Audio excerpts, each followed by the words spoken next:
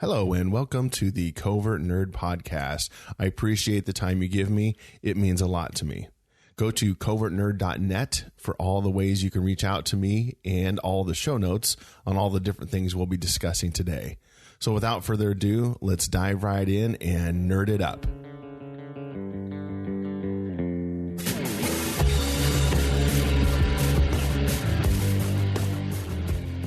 Good to have Randy here from the Grawlix Podcast. Randy has been on episodes before, so I'll include a link in the show notes so you can hear the episode that we talked about before. But listen to this one first and then go back and hear us talk about Super Nintendo games. And today's episode, we're going to be talking about the consoles, because I know on our last episode, Randy, we kind of touched on the consoles a little bit. And so that's what kind of sparked my interest in, well, let's just have an episode talking about some of our favorite consoles. But first, I'll have Randy introduce himself real quick, and then we'll dive right in. Awesome. Yeah. Hey, hello, I'm Randall Sylvie. Like Lee said, I'm from the Grawlix Podcast. You can hear me on that show at grawlixpodcast.com. We talk about, lately we've been talking about a lot of movies, but mostly comic books, TV shows, stuff like that. And then we also have a movie spin-off podcast called the Grawlix Cinematic Universe. And I do other things, but that's the main thing your listeners should probably be interested in. Yeah, it's a great podcast with Jesse and Melanie. So definitely check it out. I'll include a link in the show notes so you can hear what he has to say, and Melanie and Jesse and what they all have to say about all things comics and nerdy stuff. But today we wanted to talk about our favorite consoles. And so we'll each have three. I have my three. Randy has his three. And we're going to deep dive into them, about memories about them and kind of what was going on in our lives maybe at that time and the fun that we had with these video game consoles. But first, real quick, as we were researching it, and I'll try to remember to put this in the show notes, Randy sent me a list of all the video game consoles that have been made. I didn't realize how many had come out since the late 70s. The 70s and 80s. Yeah, it's the Wikipedia page for, I don't know what the title would be, but you'll have the link like you said. By the way, thank you for inviting me on for another video game podcast. Like I said last time, I don't ever get to talk about video games on podcasts, and I kind of love it. So cool. But you mentioned consoles, and I was like, okay, well, what consoles were there in like the 80s instead of the early generations? It kind of blew my mind. There are so many. There must have been so many just kind of one-off consoles in the late 70s, like a Pong and a Pong or a Pong clone that just came and went, because it was like, I don't know, if you look at the 90s, there's like 12 consoles. The 70s and 80s, there was like 700 and something home consoles. I was like, what? That's not an exaggeration. No. The cycle, when I was doing research for this, the cycle on consoles back then was about 2 years compared to 5 years, 6 years now. And everybody and their dog was getting into the game of video game consoles and the designs. I remember that one that you sent. It's like a pyramid. And it looked like a Winchester rifle for the gun that you use for shooting games. It was insane. It looked like it was made of wood, and you just kind of rotated. Okay, we're going to play the gun game now. And so it's on this side of the pyramid and then has a little dial for Pong on the other side.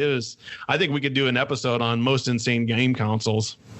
That would be pretty cool. Yeah. Because I didn't even know most of those existed. So obviously I didn't pick any of those super obscure ones today, but it'd be interesting to do a deep dive on some of the really weird ones. Yeah, I agree. Well, let's deep dive into one of them. My first pick is going to be the Atari Video Pinball System. I think it was Atari Video Pinball C360, I think is the full name. And it was released in 1977, but we got this one probably in 78, 79, maybe even 80. But I was looking back at this. It is the way it's set up, and I'll have pictures in the show notes so you, the listener, can go check it out. But it basically is a big block of plastic, and it has a dial on the top, and then it has two little push buttons on the side for your pinball games, because it was a pinball game, a basketball game, and then Breakout or Pong, Breakout and then Pong too.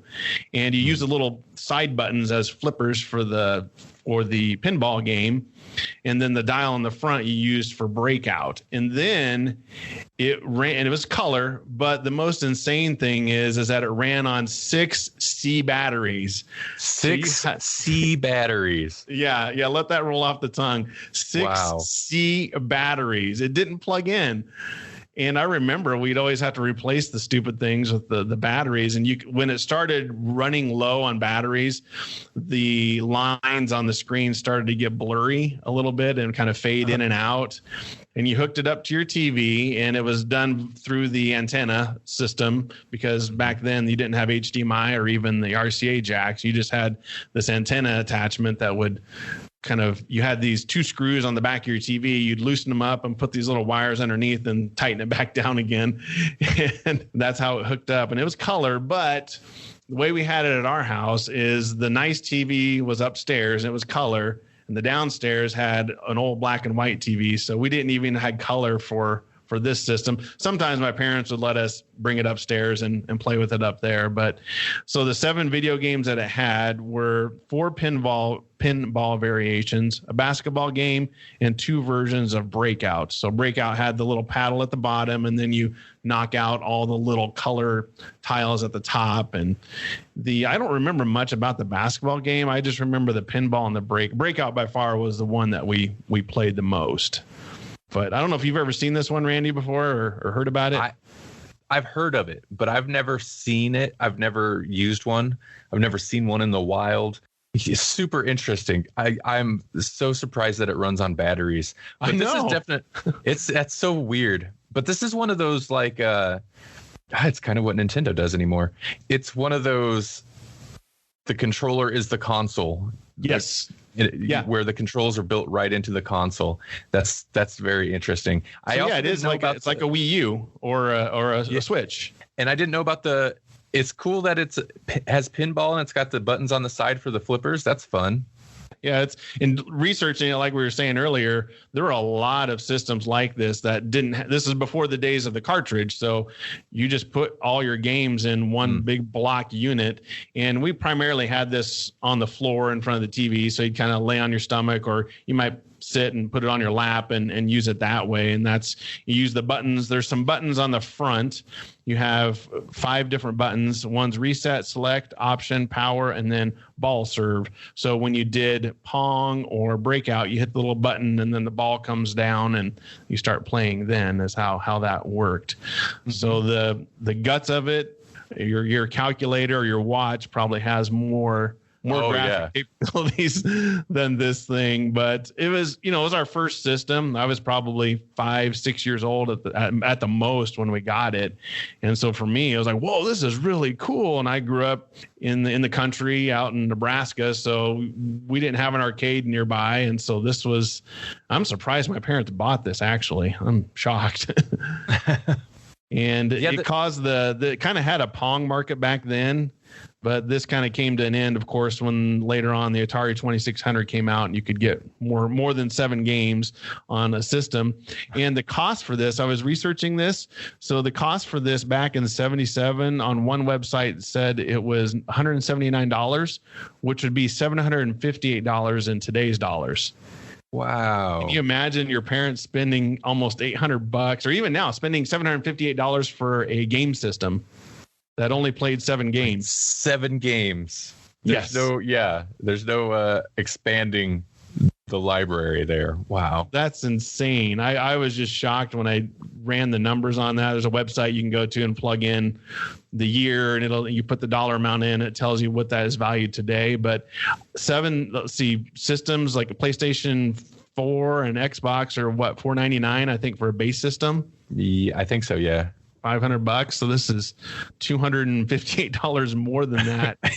When I heard that or saw that, I was like, I'm sure my parents picked it up a year or two later, so it probably wasn't quite that, but it was still still a lot of money. And I think the thing that, of course, this thing is nostalgic for me. So of course it's not that great of a system when you kind of look at it, but at the time, and it's your first system, you kind of like, whoa, this is cool. I have no plans to buy this. You can buy it on eBay and other places, but I don't know. We don't even have an antenna hookup. You'd probably have to get some sort of adapter to make it work. I'll go ahead and mention it because it's not going to be one of my picks, but I had an Atari 2600 that had the 2-prong like antenna screw thing. You could get an adapter that would adapt that, or maybe it even would have the feature where it goes straight to a coaxial cable like a normal antenna. Yeah. But even that with a lot of modern TVs, even that, since they have digital tuners, I don't even know if that works. That's funny. It's so you can't even. I'm sure there's an adapter for the adapter. Yeah, you need an adapter for the adapter. Exactly. Oh, and I forgot to mention that the speakers are just built into the console, kind of on top of the speaker, or the speakers are on top of the console, is where that comes out at. But yeah, I just remember the batteries too, and it was a lot of fun. Like I said, I played a lot of Breakout on this one, and Breakout was huge back then. So it didn't even put sound out through the TV? No, it was only on the console. So yeah, the power and the speakers and everything was just built into this box. The only thing you needed the TV for was for the video part of it. Interesting. Just kind of weird. But I'll include in the show notes some reviews of the system as you guys, there's a YouTube video, and I found the original manual for it online that you can go look at the manual on how to put the batteries in and how to hook it up and just all the cool fun details on it. But yeah, it was a good system. Like I said, first video game system we ever had. So it's got a special place in my heart. For my first pick, I'm going to cop out a little bit and end up handing it over to you because my first pick was the Atari 5200. Okay. I'm looking at your notes. Was released in 82, the year I was born. Yeah. Okay. So this is, I guess, technically my first console, except it wasn't my console. I distinctly remember this was my parents' console.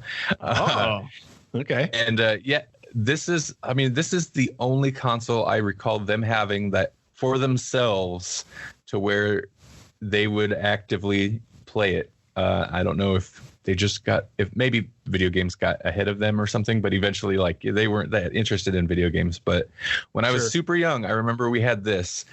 And eventually I did get myself a console. It was an Atari 2600. And I remember being so disappointed in that thing because the 5200 is a massive step up from the 2600. And looking at through your notes, like you'll get to it, but so I figure maybe we'll kind of tag team this one a little bit. Yeah, no problem. Eventually the controllers were the big downfall to this. Well, the industry at the time was the downfall, but the controllers contributed to this system not succeeding because, for one, they're weird, but notoriously bad. They'd fail.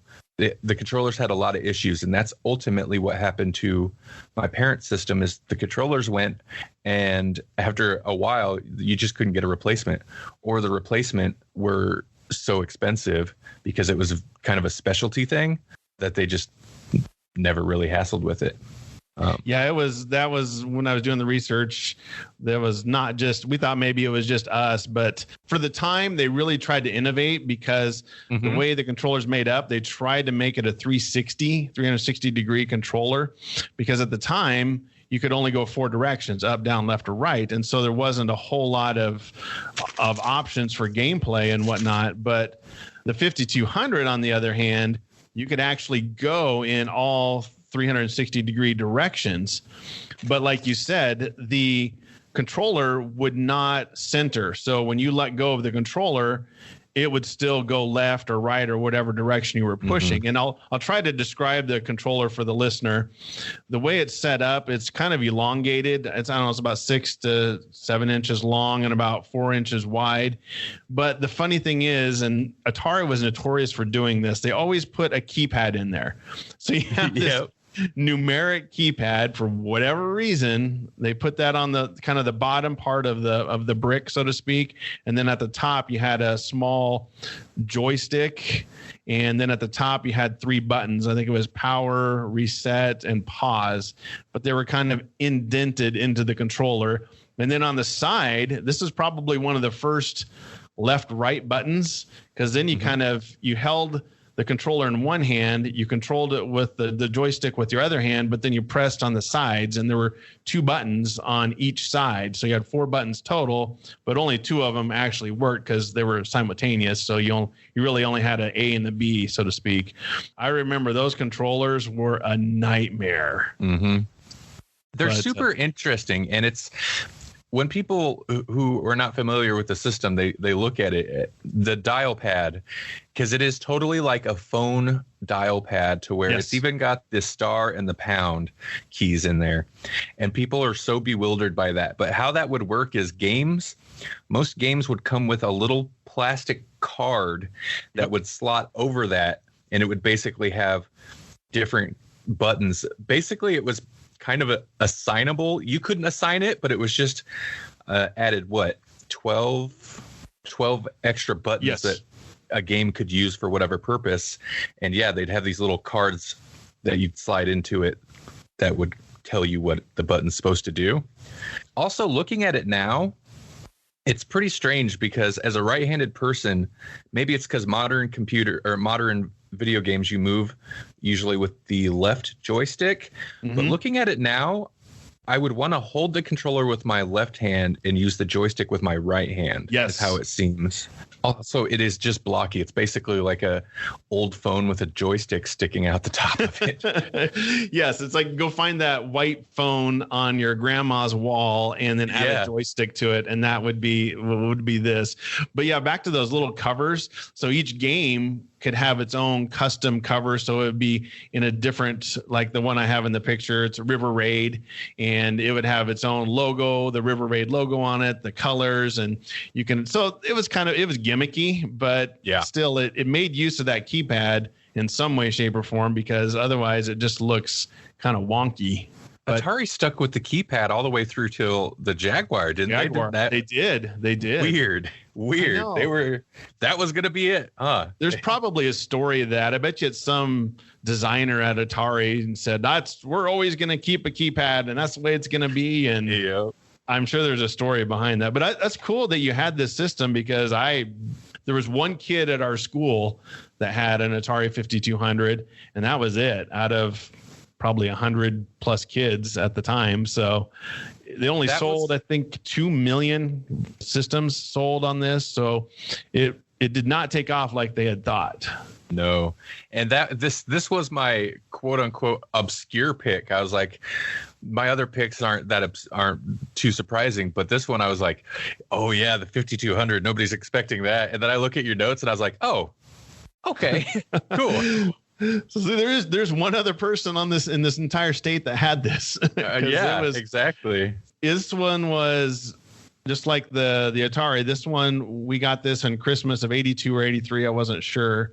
That's interesting though, Randy, that your parents got this one. That's kind of funny. Did they, like you said, later on, they weren't really that interested in games, but no, for the most part, not. Like I talked a little bit about on the Super Nintendo episode, is there was a couple games they'd get into, like Out of This World and stuff like that, but a game I'll mention later. Yeah, no, like after the 5200, they just, I don't know, they got old, I guess, all of a sudden. But my parents were pretty young when they had me, so having a game console, I mean, nowadays it's common for adults to have game consoles, but at that point, like, you know, they were young enough, having a game console wasn't totally unusual.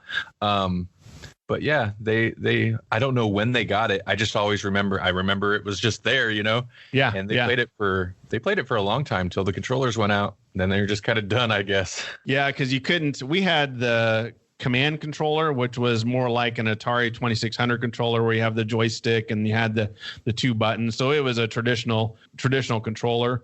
So we were able to find that, and we got a little bit extra life out of the system. But I can't remember if we bought any other replacement controllers. I think it was just the 2 that it came with. It came with Pac-Man, and then the command controller was the other one. But if you look in there, it was $189 in 1982, which would be $503 today. So your parents spent $503 essentially on a game system. So did my parents. Early 90s Randy would be upset if he realized that. And I'm like, I want a system. That's funny. You can go back to your parents and say, you guys realize you spent the equivalent of $500 on a game system and you complained about my, Nintendo or Super Nintendo or whatever. Yep. So now, what games did you have, Randy? I remember specifically, I don't remember River Raid. I'm kind of surprised because that was a game I remember playing on the 2600 quite a bit. But Joust, I'm pretty sure Pac-Man, and I can't remember. The Joust and Pac-Man were the main two I remember. I don't know the direct comparison, so I don't know if this was quite like at arcade level. Maybe it was, but I do know that it felt like playing the actual arcade compared to the 2600 versions of the same games, which were real poor. Yes. Big one is Pac-Man. Pac-Man on the 5200 was very close to the arcade. I don't know that you could tell a whole lot of difference on that one. But when you're comparing the 2600 Pac-Man, I guess anything looks better than that. 2600 Pac-Man is horrible. And Joust, I feel like, was a little bit better on the 2600, but still didn't compare to the 5200 because the colors and it was just much more advanced. Oh, yeah. Yeah, we had Joust, Pac-Man, Congo Bongo, Dig Dug, Popeye, River Raid, like you mentioned, and then Pole Position, which is a racing game. But Dig Dug was a blast. I remember we played that for hours and hours on end. Well, all of them we played for hours and hours on end. But the one kid that my brother had knew that had a 5200, he also had Pitfall and Jungle Hunt were two others that we played. It seems like Centipede was Centipede on that system. Yep. Yeah. It had to have been. Seems like we had Centipede as well. Oh, okay. That's a fun one. Mm-hmm. Yeah. We played lots of Pole Position, a racing game, which, again, trying to get that 3D perspective on a 5200 was, for its time, it was actually pretty good. And you hit the signs and you explode. And, again, for an 8-bit system, it was pretty advanced. And it was they tried to market it as the replacement for the 2600. One thing I did read that they made a mistake on that they probably should have done was make it backwards compatible. So that you could play 2600 cartridges on it, which they did do on their next system, the 7800. They made it backwards compatible for the 2600 because I guess a lot of people had bought the 2600 and said, well, what do I do with all these cartridges? But no, you're right because people had a ton of 2600 games. It would have been super smart of them to make it backwards compatible. Of course, even today, I don't know that I'm not aficionado, but I don't know that PlayStation 4 can play PlayStation 3 games, do they? I honestly, I'm not sure. It's always iffy. That's always one of the things that comes up with the new systems coming out. And usually how it seems is when they launch a new system like the new Xbox or a new PlayStation, it's like it's not backwards compatible, sorry, and people get upset. Yeah. And then eventually they cave and they're like, okay, well, we figured it out. Most of the games are it's compatible with most games now. So, it's something where it's like it's obviously not a high priority for the developers, but eventually they kind of get around to like, okay, let's figure out how to make it work. And since everything's disc based, I feel like it's probably easier now than figuring out how to make the console play this old cartridge, which is a different shape than the current cartridges, stuff like that. Yeah. Especially as the games move more and more to online where you don't have physical media. Why not make it compatible? It's all just it's just a program now. I mean, it was before, but like you said, you just download it, figuring out how to make the operating system run it. And this system came with 69 original games that it came out with. And then, like I said, it came with Pac-Man, less than 70 games on the system from 82 to 86. So for 4 years, they were making games for it, which was not too bad.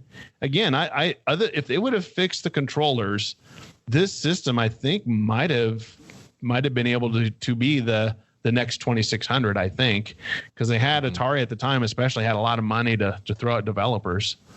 spec wise, if you look, it's kind of funny. The chip that they use in this, it's called the 6502 processor, was the same chip that the Atari 2600 used, the Atari 8-bit family, Apple II, the NES used the same chip, the Commodore 64, the Atari Lynx, and the BBC Micro, I guess is what it was called. Mm-hmm. So that chip was made in, I believe, 76 or 75, but it was the same processor that they used all the way, like I said, to the Atari Lynx. So you're talking late 80s, early 90s that same processor was used. That's wild. That's really surprising to me. Yeah, I guess shocked. It goes to, and this kind of ties into a little bit of the research I was doing on the other systems that I'll get to. Is I guess it kind of comes down to a lot of like, it's not just the processor, it's also graphics processor and sound, like how it all plays together seems to play a pretty big role in defining advances in these systems. And it only had a 320 by 240 resolution compared to now, which is 1080. And I've got the specs in there for the Switch, so you can kind of see, but the processor was only 1.79 megahertz compared to the CPU in the Switch was an 8-core 1.02 gigahertz processor. So night and day.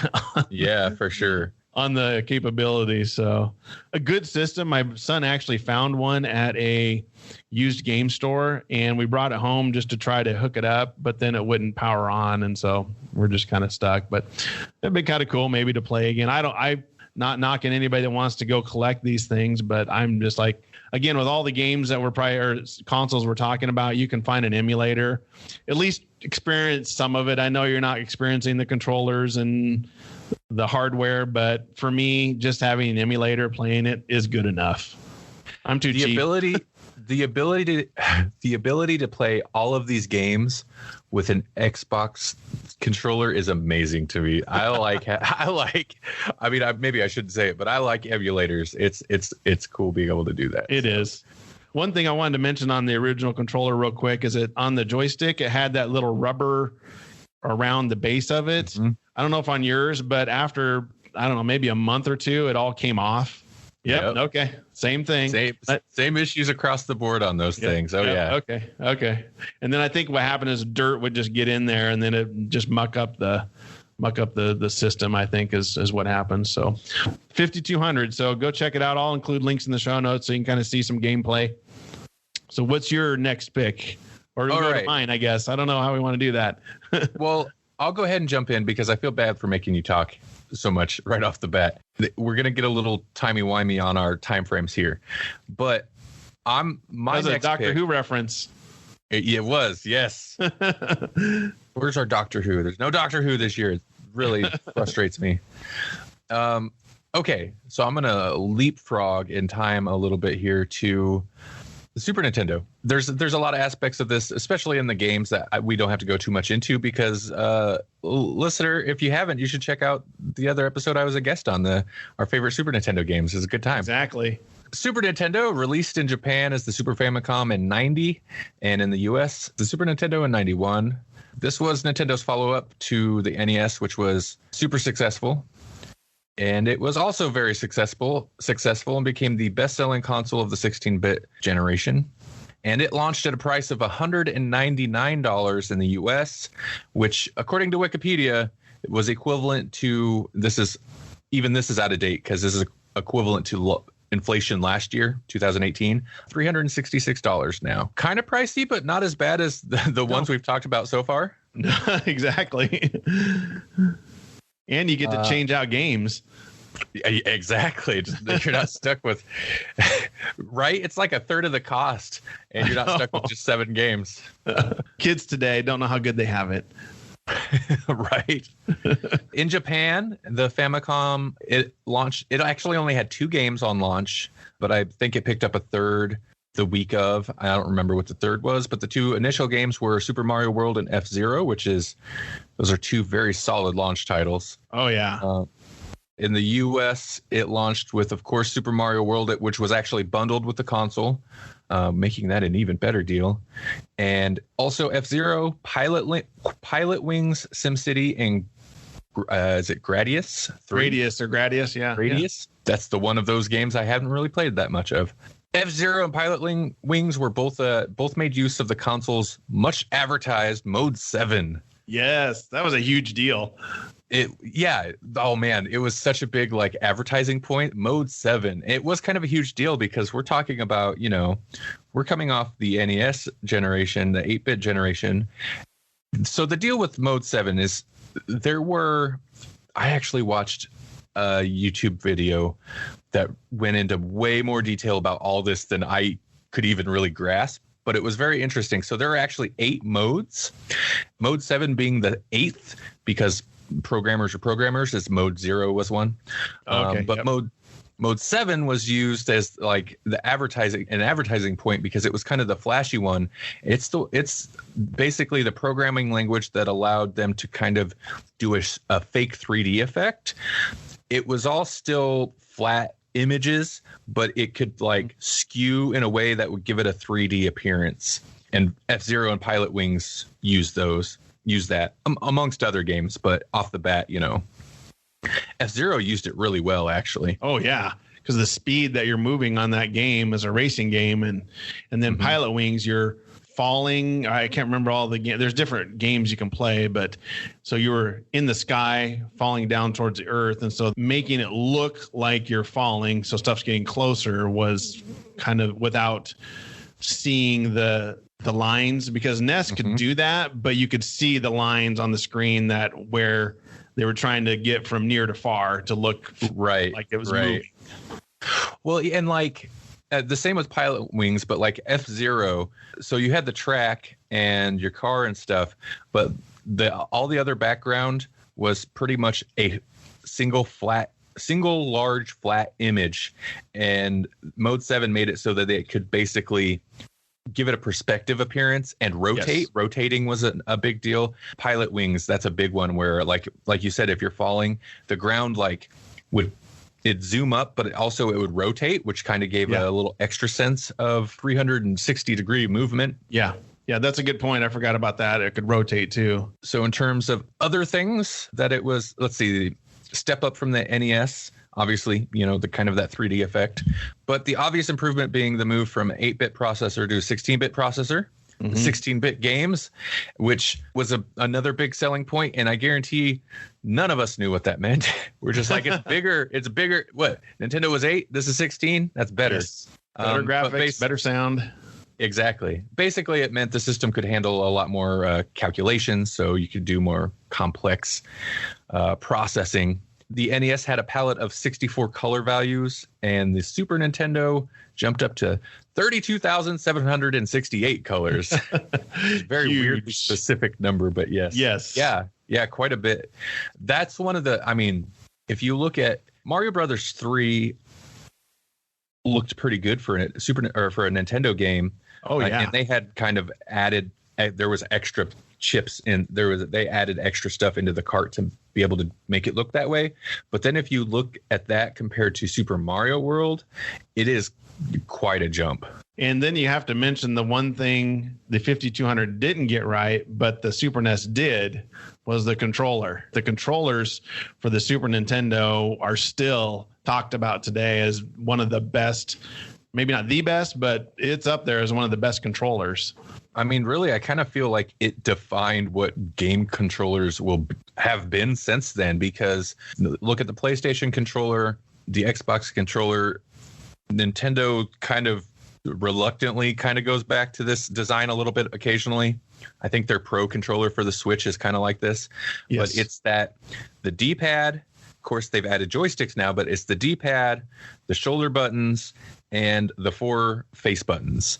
Yes. And that's pretty much been controllers since the Super Nintendo. Because you look at the PlayStation controllers from the PlayStation 1, I mean, they're essentially the same thing. It's just slightly less design. But yeah, the shoulder controllers. So actually, I was talking about that earlier. Maybe the 5200 was the first one to have shoulder controllers. Yeah, I mean, it's super interesting too. Well, I almost go back further to your first pick with the little flipper buttons. Oh, yes. Buttons on the side of the controller. It's like, this has got shoulder controllers.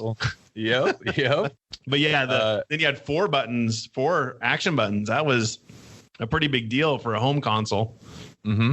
Well, yeah, I mean, the NES had one or had two, and then the Genesis, which was the Sega Genesis, which was the Super Nintendo's direct competitor, main competitor, initially had three. Yes. And I think it had a start button, but I don't believe it had a select button, and then there was no shoulder buttons. And eventually they came out with the 6-button version. Even that was kind of weird because it wasn't like Nintendo kind of nailed it with maximizing the finger space, I guess, with the two shoulder buttons. 4 buttons for a thumb is totally doable. You start looking at like the Genesis 6 buttons and it's a little weird. I don't know. They just kind of nailed it in terms of design. I think 6 is probably too many, but I think you're right. The 4 is perfect. But even when the 4 came out, we were like, what are they going to use with all these buttons? But then you had Street Fighter and Mortal Kombat. And that took care of that. Well, I mean, like Super Mario World has, I guess, 3 button actions. There's run, jump, and like spin jump. Yeah. So even that doesn't take total advantage of it. But yeah, then then all the arcade fighters, you start looking at that to where, I mean, that's probably a big reason Sega had to push out the 6-button controller, because most fighting games had 6 attacks and 6 action buttons. Did you get this one for Christmas or what? When I can't remember when you got this one. I believe this was Christmas or birthday, which is for me like a month off. So I know if I got this for Christmas, I think it was a slim birthday year. Yep. That's how it worked at our house. Yep. And what game? So it came with Mario World. Did you get a game with it when you got it, or did you just have Mario World when you first got it? I can't recall. I think I just had Mario World, because if they were going to get me the system, they probably weren't going to shell out extra for another game. They're like, it comes with a game. That was probably a big selling point. We don't have to get a game. But games I did eventually get, though, I do have I don't think this is quite all the games I had, but so I had Super Mario World, Super Mario All-Stars, which was awesome. Mario Kart, Out of This World. And if you want to hear me talk quite a bit about that, you can check out the Super Nintendo episode. And Mortal Kombat 2 and 3. And then a bunch of movie license games. Oh, yeah. All Mario All-Stars, the Mortal Kombat games. Those are games that I was like, I want this game, but I had to harass them. But then, like, when they'd randomly get me a game, movie license game. Yes. I had the Hunt for Red October, which was a right weird. Yes. Why was that even a Super Nintendo game? The Hunt for Red October. It was probably in the like, $10 bin at Walmart or something like that. I'm sure. Honestly, it wasn't a terrible game. I do have fond memories of playing it. It was like you play a little submarine and you go around and you got to shoot other things. I don't even know what they were. Things that weren't in the Hunt for Red October, I can tell you that. And it was a Super Scope 6 enabled game, but I did not have a Super Scope 6 at any time, so I don't know how that play was. But, you played normally with a controller. Yeah. Oh, the Super Scope. Yeah. What a big, bulky, ridiculous thing. Remember the gun we had on NES? Forget that. This is a bazooka. We're upgrading. We're turning this up to 11. Yeah, exactly. Turning it up to 11. It's the 90s. See, we're extreme. That's hilarious. I remember we talked about that on the other one. I was like, oh, gosh, you got to. And later on, we talk about accessories, but I think we could do, again, another episode just on accessories for these systems. Oh, yeah. And Super Scope would be up there. Super Scope 6. I wonder, what's with the 6? Do you think that was really some development? I think I know, because when you bought the Super Scope, it came with a game cartridge, and it had 6 games on the cartridge, I think. Oh. So I think that's where the 6 comes from. I think you're right. Interesting. Yeah. So I think that's where the 6 came from. So you got the Super Scope Bazooka plus 6 games that were exclusive to the Super Scope. Just how they work the gimmick, I guess. But yeah, anyway. Sorry, I derailed you. Need alliteration. I also had RoboCop 3, which, it's RoboCop. So it's RoboCop 3, which is a terrible movie. But That's okay. That game was actually, RoboCop was so slow. Like, it looked good, but man, that game was super hard. And I also had Cliffhanger. Do you remember the Cliffhanger movie with Sylvester Stallone? Yeah. Oh, yeah, I've seen that. Yeah. This was another hard game. It wasn't super special. It was basically kind of a side-scroller brawler mixed with, not as good, but mixed with like Pitfall style. You got to jump over gaps and stuff because it's Cliffhanger. It was all right. It was okay. It was not great, but it was okay.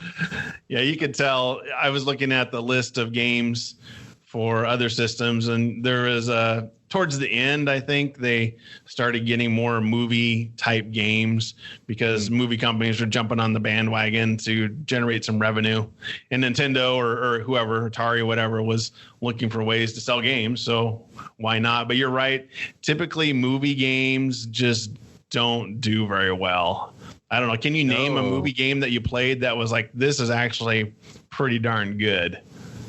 There are very few, especially old school games, because, and I think it's still the case, is they basically, companies will just, they have to pay the license. They have to pay the movie studios for the license to use these things. So they'll pick up licensing knowing that they'll probably sell X amount of copies based on the name alone.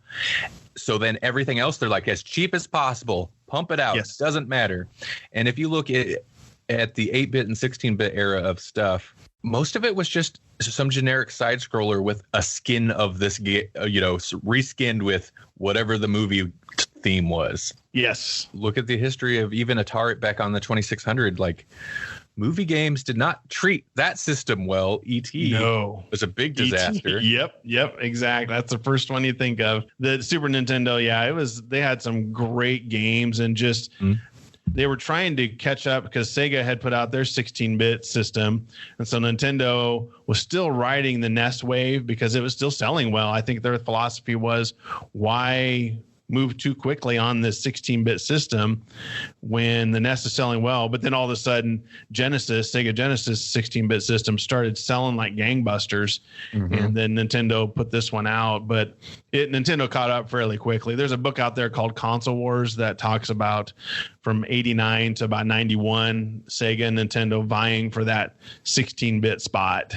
Nintendo, they're very reluctant with everything, and they have to be pushed into moving forward with the technology, because that seems to be what happened with when they finally decided to move forward, move away from the SNES. It was kind of the same type of deal. Yes. They wanted to ride it out as long as they could, which I get as a company, but they really have to be pushed into it. The only other things I have to say, because you mentioned Genesis and stuff. So the Super Nintendo actually didn't have a very great processor. I want to say it was essentially the same type of processor, 8-bit processor, not too far off of what they used in the Nintendo. The 16-bit, the RAM and the other elements, the graphics and the sound, which was kind of based on audio samples rather than like the typical synthesizer sound, kind of give it a boost. For sure. Okay. Slowdown was a big issue.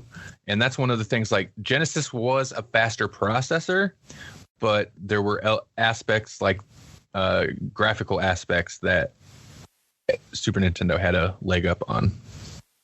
Yeah, I think the Super Nintendo, like you said, was and the NES would do this too. Well, NES would get more blurry and slow down, but even the Super NES would still struggle sometimes with a lot of on screen. But I think they fixed that later. With the Nintendo had, you could put extra chips in the cartridge. To boost like that. The Super FX chip. Yes. That's a little bit different. That wasn't just for slowdown, but like that they used in Star Fox and a couple other games, but added some like more advanced 3D capabilities. And that was kind of a big thing, is they developed the Super Nintendo specifically to allow for enhancements through chips in the cartridges. Yeah. One thing, talking about Nintendo, one thing Nintendo did different than a lot of other companies, and they did this until recently. They would sell the consoles at cost. Typically, you would sell a console for a loss, and you just try to make it up on the games. But Nintendo, for the NES, the Super NES, Nintendo 64, GameCube, and the Wii U was the first system that they sold for a loss. And I think that might be why they wait a little bit longer to try to get enough revenue generated so that they can put enough into the console to sell it at cost versus at a loss. So that was a different strategy that they took up until recently with their game systems. And I think that's why their game systems typically are not the top of the line processor, top of the line RAM, all the specs to keep the costs down. I think that's what they do is they try to sell it. Since they're going to sell it at a cost, they know they have to kind of try to keep it a little more basic than they typically do. Yeah, I love the Super Nintendo. Good system. I think because you had right now, you had the 2600, the 5200, and then the Super NES growing up. Yes. Okay. All right. Cool. Well, that's your pick. So my next pick is tailgating onto the Super NES is the NES. So its predecessor. So I'm going basically in chronological order of systems we got: the old Atari, the Atari 5200, and then the NES, which we got in for Christmas of 1988. We got the basic system. They sold several different packages. The basic system we got, I can't remember. I think I had 2 controllers, but no game. But I think maybe it had 1 controller, but I might be wrong. But we got that one for Christmas, and it was $89 back in 1988. In today's dollars, it'd be $193 today, so $200 for the system. The deluxe system, though, that they came out with was $179 in 1984. That's when it was released in America. Would be $442 today. But it came out in Japan in July of 83 and then in the US in November, I believe, of 84. And I think it was only in New York at the time and then kind of hit mainstream in 85. But excellent system. We were so excited when we got this. We're like, oh my gosh, I don't know if you had this at your house, Randy, but if it was under the Christmas tree, you kind of knew probably what it was beforehand because you do the shake, you kind of feel it out for the weight. But that Christmas, they did a deal where they hid the presents. They do this little, my grandma did this where she would write a little poem that kind of rhymed, and then you had to go find your gift. That way she didn't have to put it under the Christmas tree and you could figure out what it was. Oh, yeah. She knew like we would figure it out. But anyway, excellent system. Let's see the system or the games that we got. I think I have a list here, but I had the top 15 games for the Nintendo, and I'll have the link in the show notes for that.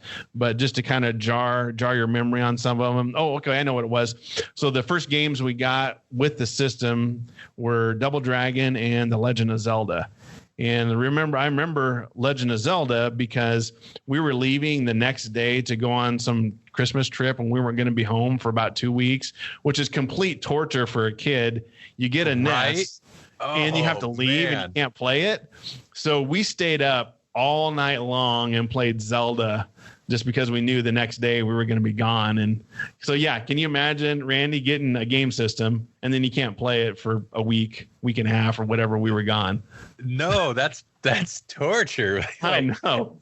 Hey, look at this. Here's a shiny new game system. Now we're leaving town for a couple of weeks. What? Yeah, I know. Like, can we take it with us? Exactly. Yep. That's so funny. Yeah. So they wouldn't let us take it with us. And I was like, oh man. But I love this system just because it was definitely my system. We had lots of fun with this game or this console. Had favorite games were of course Zelda and Double Dragon, Blaster Master, which is a really hard game by Sunsoft. Sunsoft was notorious for making hard games. They made Fester's Quest was another one that was really hard. Oh yeah. Pro Wrestling, the one that came out with the original system. I like that one. We didn't have it, but I borrowed it because we did the cartridge swapping thing at school. Say, hey, I'll give you Blaster Master if you give me Pro Wrestling or whatever it was. And it was a way to play games without having to pay for it instead of renting it. I don't know. Did you guys do that? No. I think if my parents found out I gave a game away to somebody, even just temporarily, I think they'd be upset. Oh, really? Okay. Yeah. We did it all the time. We paid X amount of money for that game, and you're just gonna let some kid run off with it. I'm sure I did it a couple times, but generally not. Let's see. Some other games that were fun was Mega Man 3, Super Mario Brothers 2, Bionic Commando, Teenage Mutant Ninja Turtles. The first one, that one was really hyped. People really wanted that game when it came out. It was a fun game. It was hard, though. Again, it's another one of those hard games. Metroid, Shadowgate. Shadowgate was kind of unique in the fact that it was based on a PC game where you point and click at certain. So on the screen, you have kind of not a painting, but just a stagnant screen, and you had to click on stuff, and you would just click on, turn this knob and pick this pencil up, and you would just solve these little mysteries and try to get to the end that way. And it was kind of a mystery game, but it was unique. It was okay. I wasn't enthralled with it, but it was just totally different because it was a point and click type game. Oh, one thing I want to mention is when we played downstairs again, just like our Atari, but we did have color by this time, so that was nice. We weren't stuck in black and white, but of course you get to argue over who gets to play. And one thing we did was we were playing Mega Man 3, got to Dr. Willie, and we couldn't figure out how to beat him. Over and over and over, we kept trying to beat him. And I don't know if you remember these, Randy, and they might have had it on the Super NES too, but you could call an official Nintendo game counselor. Oh my God. Yeah. And help, and you had to pay, I think it was $1 a minute or something like that, and we had to beg my mom to let us call. I was like, we can't figure this thing out, and finally she relented, and we called, and he's like, oh yeah, you just need to use Bubble Man, I think is what it was, to defeat Dr. Willie. But yeah, of course we had the subscription to Nintendo Power Magazine, and of course there's ads all over the place. Talk to an official game counselor, and these guys get paid to play video games. And for 1988, that was a big deal. Can you imagine how many angry parents ended up calling those places after they got phone bills? Because it's geared almost 100% at kids. Oh, I bet there were so many angry parents. Well, no, Randy. It says right on there, ask your parents for permission. Oh, yeah, Oh, yeah. I'm sure every kid did too. Yeah. Oh, yeah. There was a lot of angry parents, I'm sure, calling Nintendo. What is this? We have an $800 phone bill. And people today have especially if you're talking to somebody young, they're like, you had to pay per minute to talk to somebody. Of course, the notion of actually talking to somebody on the phone is almost, gone. Right. But to actually have to pay to talk. I think there's still the equivalent today, though, and I think it's worse. Not in the paid per minute thing, although some internet companies are bringing that back, and that's horrible. But microtransactions those are worse because they're built right into the games. Yes. But I know people who have had the issue where their kids just grab their credit cards, microtransaction away. That's a big problem. But this feels like kind of the early version of that. You're right. This is microtransaction 1.0. Right? Exactly. Yep. One thing when I was researching this is the initial box art for the Nintendo it was kind of pixelated box art, and I'll have some examples in the show notes. But if you remember on the 2600, the box art, of course, was done elaborate and extensive. And then you flip it over and oh my gosh, this is nothing like it. Pixels. Yep. Yeah. So this was shortly after the video game crash in the early 80s. And so retailers wanted to make sure that what the game was on the box art was more in line with what the actual game was. And so that was Nintendo's strategy on those first 15 games. That's why they look totally different on those first 15 games or maybe it wasn't 15, 12 games. I can't remember. But those first games were more pixelated on the front rather than all drawn up and all fancy and whatnot. So that was their strategy. Depiction. That's the black box games, right? Yes. They have the black box. Yeah. Yep. And I think those are super cool looking too. I like them. They're kind of cool. Yeah. But some people are like, well, it's not. But you have to think Nintendo had to. And when I was researching this, Nintendo had to do a lot of convincing to retailers to be able to carry this system because they got burned by the other companies in the early 80s. And that's why it came with Rob the Robot, was they were also marketing it as a toy, not necessarily a video game system. And so they had to do a lot of finagling to get that. But the system was produced in America until 1995, and it was only got discontinued in Japan until 2003. So it went from 83 to 2003. So 20 years it was still being made and sold in Japan. That's insane. Wow. They sold 60 million systems, which the number one system was a PlayStation 2, which sold 115 million. So, I mean, still 60 million for mid to late 80s is still very impressive. And that's probably why they hung on to it so long and didn't transition to the Super Nintendo for quite a while. Yeah, I didn't have a Nintendo, but everyone I knew had a Nintendo. So I played a ton of Nintendo.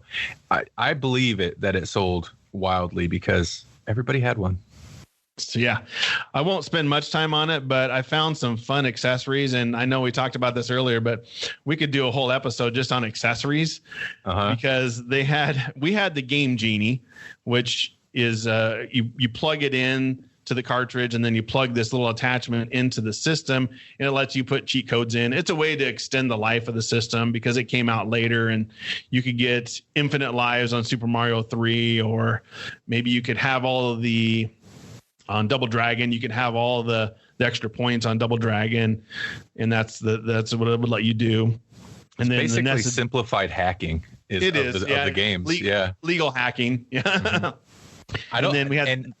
Oh, I'm sorry. I was just going to say, and I believe Nintendo was not fond of that. There was a couple other devices like that. They did not appreciate any of those. They reluctantly let the company do this because they knew it would draw a little more life out of the system for just a little longer and sell some and let people hold on to the system longer rather than go buy a Genesis. Yeah. But yeah, it was a fun thing. You put these codes in, and it lets you do certain things. And then we had the NES Advantage, which was an arcade style attachment to it. But another one that my friend of my brother had was the Power Pad.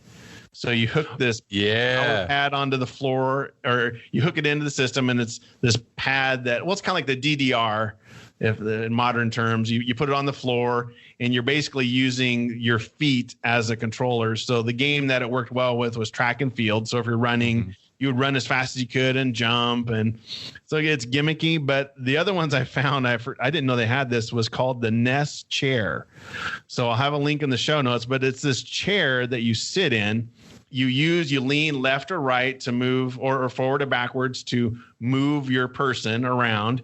And then it has handlebars that go up on each side and a button. So your two buttons you use your thumbs to shoot with.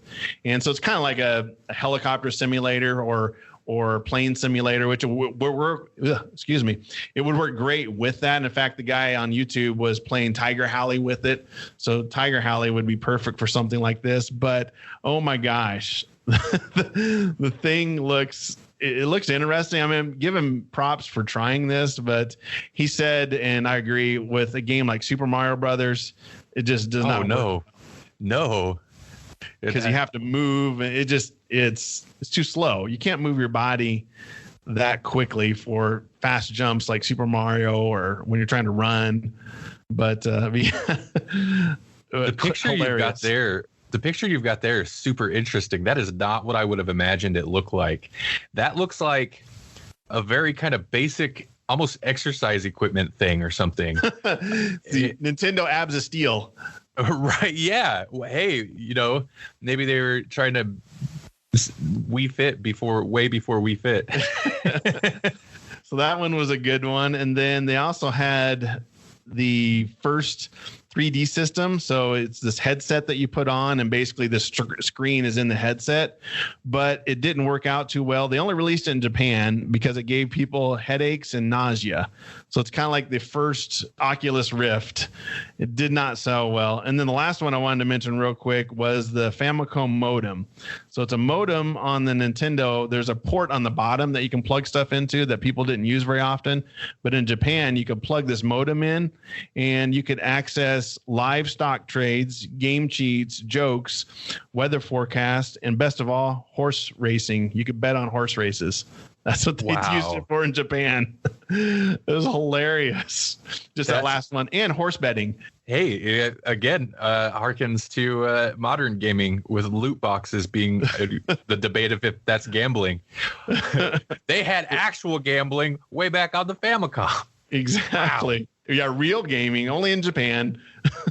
Sorry, listener in Japan, but man, you guys have the weirdest stuff over there, it seems like. But anyway. VR type headset, I've never seen that. That blows my mind. Well, Sega had one too for the Sega Master System. I didn't know this either. I kind of vaguely remember, but yeah, they had kind of a similar system similar setup for the Master System. But there's a whole slew on the Wikipedia page for accessories for the Nintendo. Like I said, we could easily spend several episodes just on wacky accessories like the Super Scope 6. And so, yeah, that's all I got on the Nintendo. Then my last one here, and I was initially a little concerned that this was maybe too newish, but I don't think so. We were doing like 80s and 90s, right? Yeah. Oh, okay. Just favorite consoles in general, so it could be. Okay. Heck, you could even do the Switch. It's just these are the ones that I was more familiar with because it was kind of the coming of age systems. Right. Okay, well then this is right in line with that. So the next system I had was the Sony PlayStation. And it's so interesting looking, especially at those peripherals you mentioned about on the NES and stuff. So the PlayStation was released in December of 94 in Japan, September of 95 in North America and Europe, and November of 95 in Australia. And the system launched at a price of $299. $299. Which is about what systems are currently going for too. I mean, yeah, some will be like 400 at launch, but that specific price is kind of a big thing with PlayStations. The PlayStation was actually supposed to be the next Super Nintendo.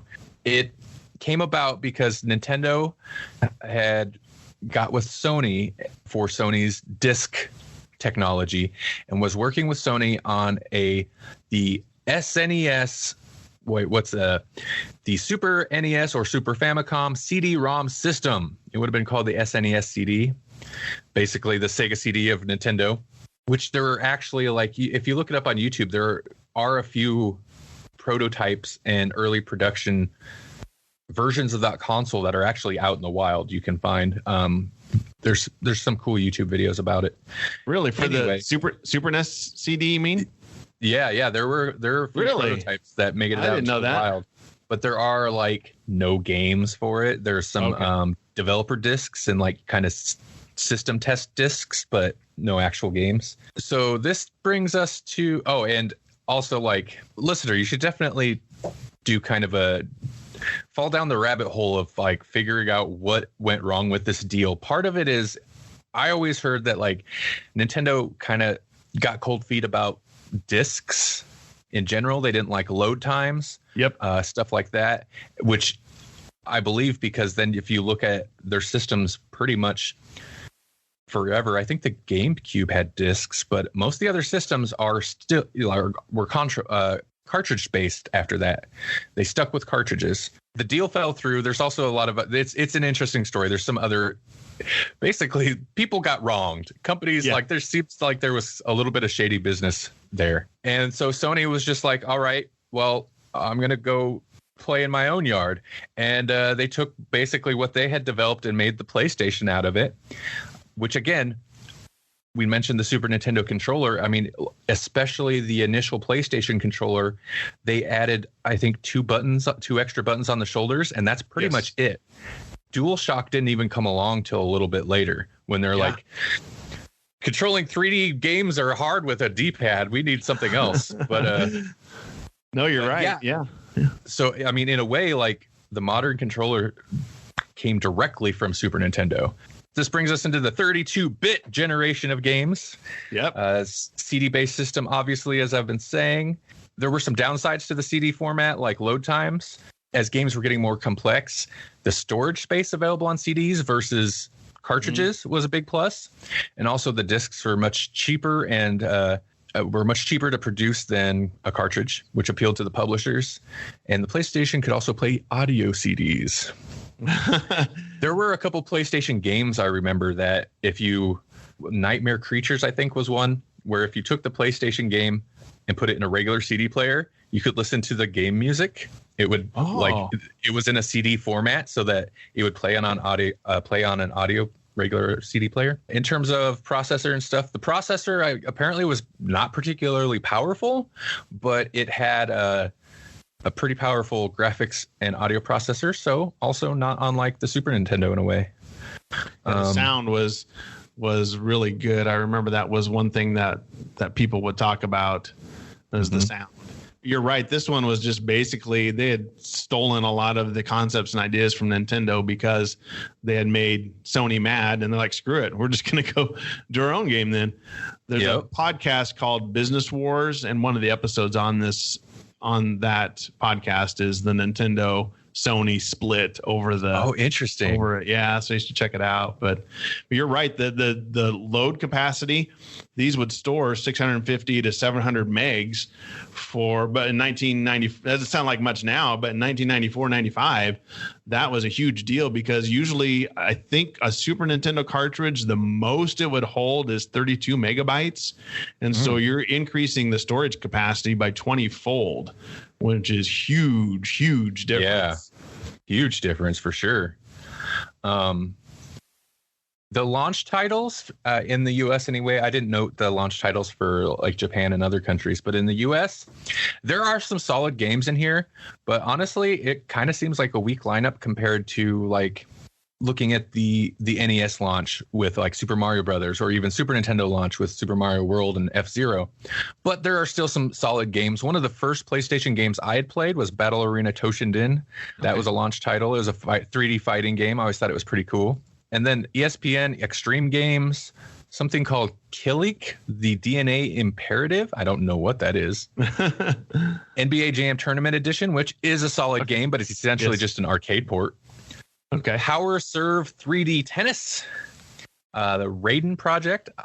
That sounds familiar, but I don't know what that is. Rayman, which would be a platformer. Yeah. Ridge Racer. Street Fighter, the movie, the game. Oh, boy. not great.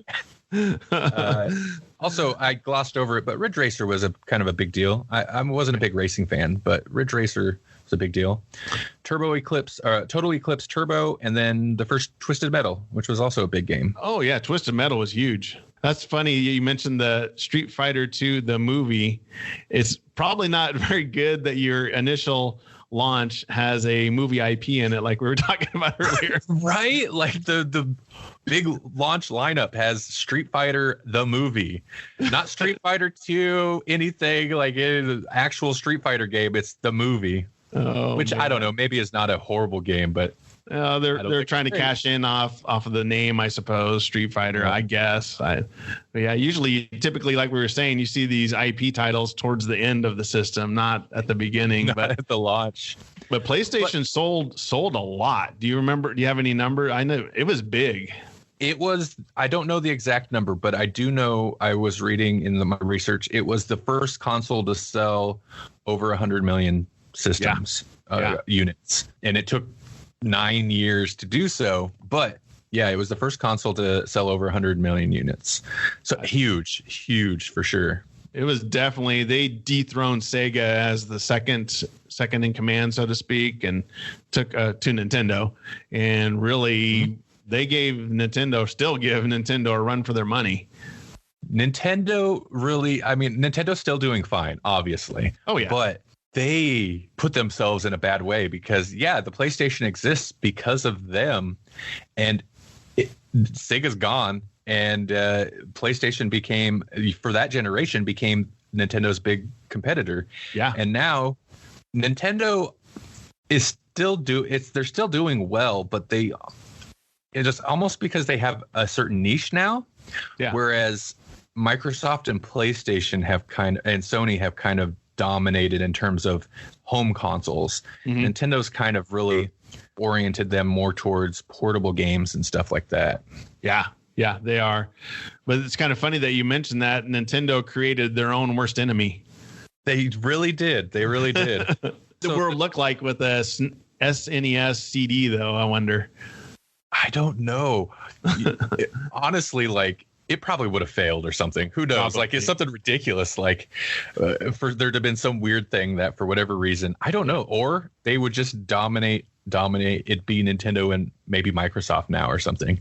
Historically, add-ons like that don't do well. Historically, it could be wrong. I think that's part of the issue, right? Like, because it's an add-on, it doesn't necessarily get looked at the same way. Like all the Sega Genesis add-ons, the 32X and the Sega CD, and I love those pictures of people where they've got the base system and with all the add-ons, and it's just like this monstrosity of a Frankenstein machine. It is. There are definitely some classics that came out of the PlayStation. It was a weak launch lineup, but there were definitely some like the Tomb Raider series, which is not unique to PlayStation, but it definitely, I think at the beginning was. And then, I don't know, thinking about the Final Fantasy games on PlayStation did extremely well. Oh, yeah. Those being the game, talking about like, CD, there's so much more capacity. And then you get like Final Fantasy 7 or 8 or whichever one, where it's like 4 discs and you have to play for a while and then switch to another disc. Yep. But my favorite games on the console were, and I didn't have all these. Some of these I had rented or something. And I tried to do a list of games I had, but honestly, I don't remember because there were a bunch and I bought some. The PlayStation, I believe I bought with my own money. I could be wrong, but I believe I bought the PlayStation with my own money. And so I did trade off games with that one. Okay. Yeah. Super Nintendo, I didn't. I was still younger, but I was older with PlayStation, and I do what I want. Yeah. So I don't remember what all games I had, but some of my favorite games, Tony Hawk Pro Skater 2. That was a classic. Okay, I was a big into the Pro Skater games for a long time. I still would be if the franchise hadn't really like totally took a nosedive. That's a whole nother topic. Silent Hill was awesome. Oh yeah, super creepy. The classic. Legacy of Kain Soul Reaver. I actually never played the first Legacy of Kain game. It looked a little bit more RPG-ish, but Soul Reaver was more of kind of an action kind of platformer. It was a 3D game, but had kind of platform elements and there's a lot of jumping around. But Soul Reaver was super cool because it did this thing where you could basically teleport between 2 dimensions, and there was the normal dimension and like this dark dimension, and the dark dimension was the same except the environment would contort and twist in ways to where it became like a platforming puzzle to where you could get somewhere in the normal dimension, but in order to progress, you had to switch to the whatever Shadow Realm or Soul Realm, whatever it was, and like the walls would bend in just a way so that you could continue on. I always thought that was super cool. God, Super Nintendo had the Zelda game. You had the Dark World and the Light World, I think, or something to that effect. So kind of a similar type concept. I always thought that was a pretty cool mechanic in games. Yeah, for sure. Metal Gear Solid is a classic. Yep. Oh yeah. Had that ridiculous thing with Psycho Mantis where it would read your memory card, and he'd use that as like his psychic ability. He'd be like, "Oh, you save often, or you're reckless. You don't, whatever stuff like that." And in order to beat him, you had to unplug the controller and plug it into controller port 2. Oh, I remember that. Yeah. Like, who's gonna think of that? I don't. Yeah, exactly. That's one of those things. How would you know to do that if you weren't, if you couldn't hop online or get it just seemed like a thing people knew. It's one of those, it's like the Mario hidden blocks with the mushrooms. I don't know who first discovered it, but it's just people knew. Yeah. it's kind of like going back to the keypad on the Atari 5200. Who was at the developer meeting for that game and said, you know what, let's make how you beat the boss. Well, let's make the player plug into port 2 to beat him. Let's just do that. What do you think? No, that's old Hideo Kojima. He was such a strange dude. Death Stranding. I'm so curious as to see what that game's about. But Metal Gear Solid is super notable. I wouldn't say it's my favorite game, but it was definitely one of the first like in-depth kind of story-driven.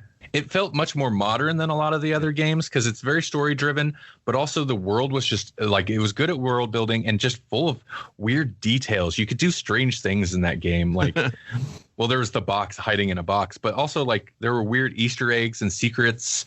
And if you went to a certain spot and used the camera, you could see maggots on the floor in this one area, or you could I think you could spy on one of the female characters and get her in her underwear. Just weird stuff like that. It's just like, awesome. What? You can do anything in this world. You can just do whatever you wanted, which is probably one of the first open world games, maybe. It did give that feeling of like, it which is feels like a much more modern gaming experience than most of the games at the time. So yeah, very notable, I thought. But yeah, that's all I really got to say about the PlayStation. What was your favorite game on the PlayStation then? You mentioned Metal Gear Solid was up there, but Metal Gear Solid was up there. I'm trying to think of what I played a ton of. It was probably Street Fighter 2, the movie. Yeah, the movie, the game. Experience the movie. Game. Watch the movie. Play the game. So I played a ton of, this is pretty much true of almost every console. I played a ton of Mortal Kombat. Mortal Kombat Trilogy, I think, was one of the first games I got. And I remember my dad being like, you have Mortal Kombat games on the Super Nintendo. What's the difference? And he'd even come and look and be like, it looks the same. And I'm like, it's not the same. There's all the characters are actually here. And was it Trilogy? Yeah, I think it was Trilogy. Yeah, I think so. But I mean, I knew the difference because I played tons of Mortal Kombat. Like you look at the arcade and then the Super Nintendo version, they're not the same. The digital actors are not quite as high a resolution. But there was a weird thing I noticed about playing Mortal Kombat on a CD-based system. There was compromises. Like Shang Tsung, you could use to turn into, you're supposed to be able to use, like there's different special moves you could turn into other characters. Yeah. On the arcade and in a console-based system, you could turn into any character if you knew the move. But on PlayStation, since it had to, if you were going to turn into another character, it would have to load that character and whatever data associated with them.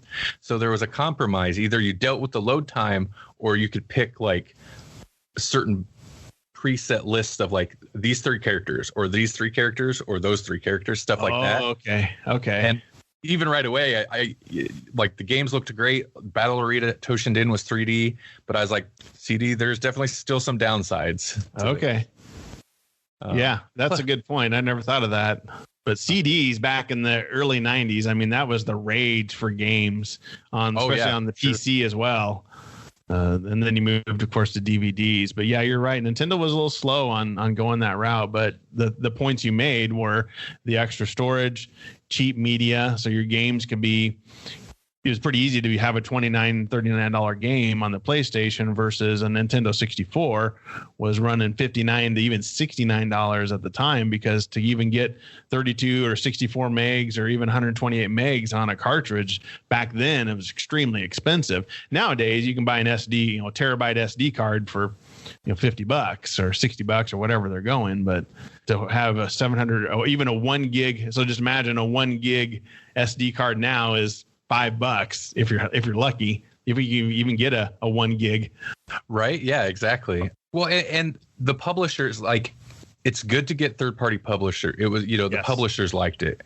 It was probably easier to work with which is beneficial, I think, to helping the PlayStation succeed, because a lot of Nintendo consoles, the console selling games for them are their first party games. Yes. Their Marios, their Zeldas, stuff like that.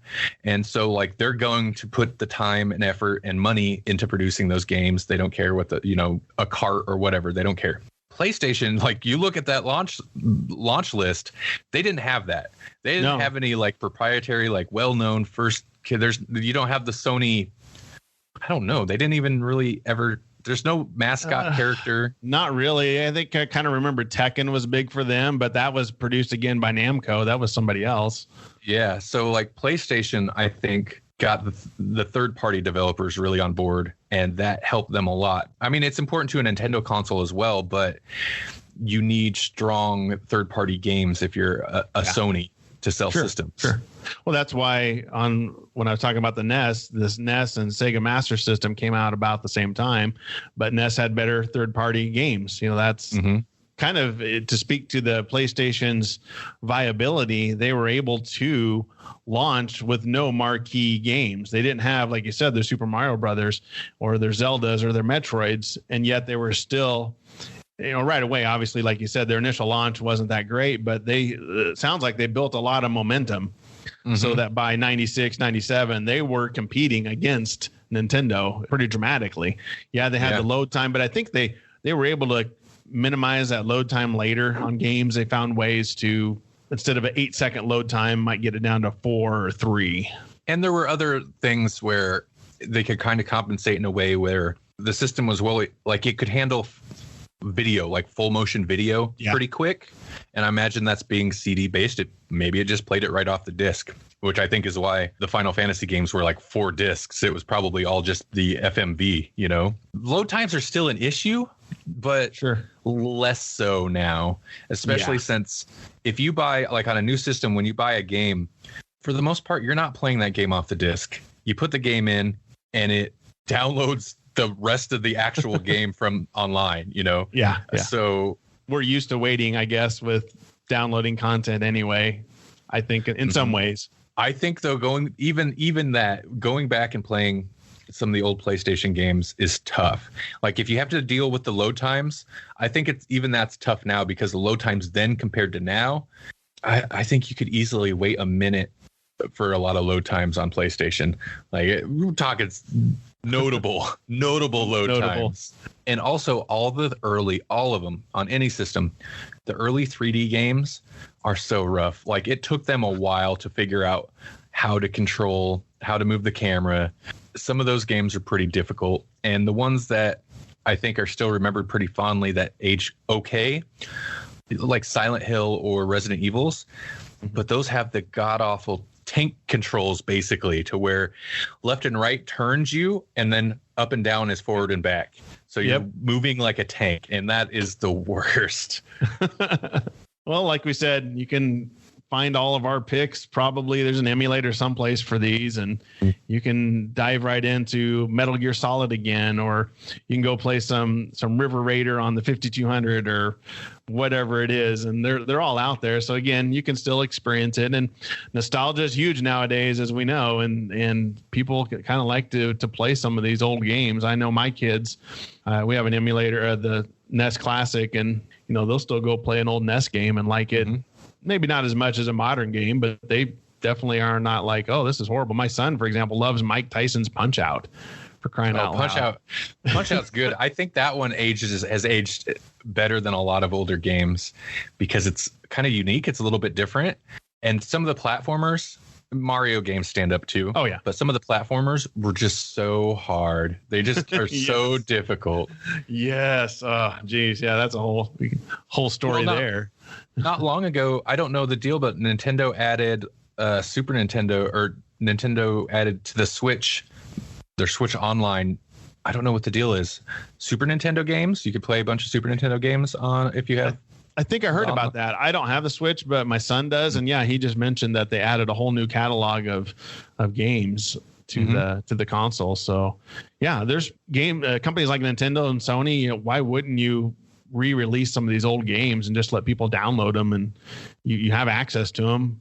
Why not? Yeah, I don't see why you wouldn't. I don't know why Nintendo's so slow on doing that. They have a huge back catalog they could go to. Sony does too. Sony does too now. I mean, they've got 25 years of catalog. I feel like the old games though age better than like the PlayStation 1 games, because like I said, the early 3D games were kind of rough. Old school, like retro games, old school, the pixel art's pixel art. It stays gold, But Nintendo is weird about their back catalog. For example, like they'll have, what do they call it? I can't remember what they call it, but they'll make it available. They'll make a lot of their older games available on whatever system they have. There's a Wii or Wii U and Switch. But the issue is, and then you buy these games. Like, so they basically they just keep reselling these old games. Yes. Like you could buy the old game on the Wii, but then the Wii U come out, you don't have access to it on the Wii U. You have to buy it again. Same thing with the Switch. I think it's just because they like to keep their stuff on lockdown and make sure that if they're going to make it available, that you're going to buy it again. Yeah, that's my son had the same problem. He had bought some on the Wii U and it didn't move over to the Switch. And I'm like, oh, okay, that's why they're doing that. But that's a whole nother topic about marketing the games. But Nintendo's, again, all these systems have their place and they're all fun to revisit. Well, I think we can probably hang this one up. I think we've had a good discussion about all these systems and the fond memories that go with them and the frustration we had with controllers and everything else that goes along with it. But I'm glad I found another human that had Atari 5200. I was so surprised when I seen that on your list. Parents don't have it anymore, do they? It's not sitting in a closet someplace? Probably not. We just went through the basement and got rid of a bunch of stuff. I don't know that it was down there, but probably not. It's possible, but they might have. At one point in the 90s, I know they had looked to try to get the controllers replaced, decided it was too expensive. Yeah. And I don't know if then at that point they're like, well, let's just sell this off to somebody else. So, yeah, it's hard to say. I don't know if they do or not. I'd be curious. I think my parents threw ours away years ago. Just one of those things. You clean out the basement. And cool. Well, thanks, Randy. I'll put the links in the show notes at covertnerd.net.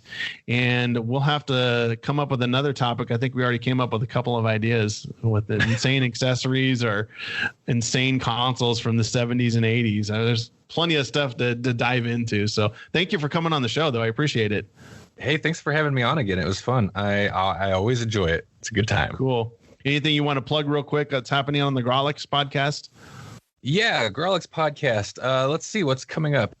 We've been doing a live stream on Twitch, but even though it's Twitch, we're not doing video games. It's actually like live video podcast. We were doing that on Castbox for a while, but it was kind of glitchy. So we moved over to Twitch. That's it. Grawlix Podcast, twitch.tv/Grawlix Podcast, which is Grawlix Podcast. And then for anything else, Grawlix Podcast, the actual podcast, go to grawlixpodcast.com. That's the main stuff. That's the hub for everything Grawlix. Yep. Cool. All right. Well, thanks, Randy. I appreciate it. And we'll hit it up again next time. All right. Thank you. All right. Thanks. It was so much fun sitting down with Randy. I hope we can do it again. And I hope you can join me next time for the next episode. I appreciate the time that you give me. Again, like we said in the show, go to covertnerd.net for all the different ways you can contact me and you can contact Randy. And until next time, nerd it up.